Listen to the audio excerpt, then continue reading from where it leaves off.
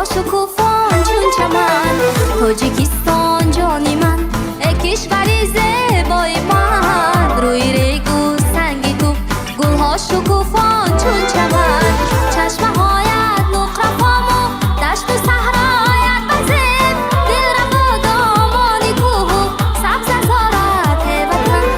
چشمه هایت نقره پامو، دشت و صحرایت بزید. دل رفت دامانی کوه، سبز زارت وطن.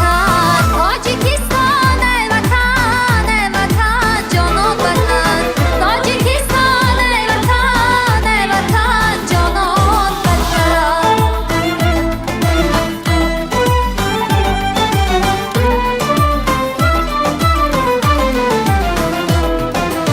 خانشی کبک دریو بلبلانت هر سحر. میرسد بر گوش کس از قله کوه و کمر.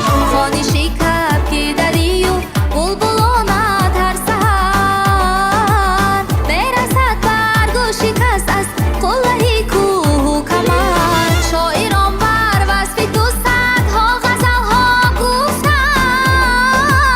من نویسم داستان در دفتری اهل بشر. شاعران بر وصف تو صدها غزلها گفتند. من نویسم داستان در دفتری اهل بشر.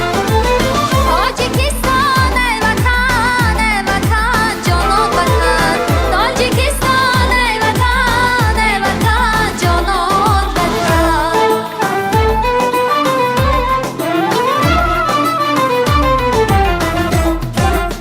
زانکی وحدت پرچمی آسودگی دارد جلو. نیستن در ملک ما مردی غریب و بنوا. وحدت آباد است این خاکی کهن مشتاقان. صلح باشد بر دلی هر دردمند چون دوا. وحدت آباد است این خاکی کهن مشتاقان. صلح باشد بر دلی هر دردمند چون دوا. تاجیکستان جانی من، ای کشوری زیبای من. روی ریگو سنگی تو، گلها شکوفان چون چمن. تاجیکستان جانی من، ای کشوری زیبای من. روی ریگو سنگی تو، گلها شکوفان چون چمن.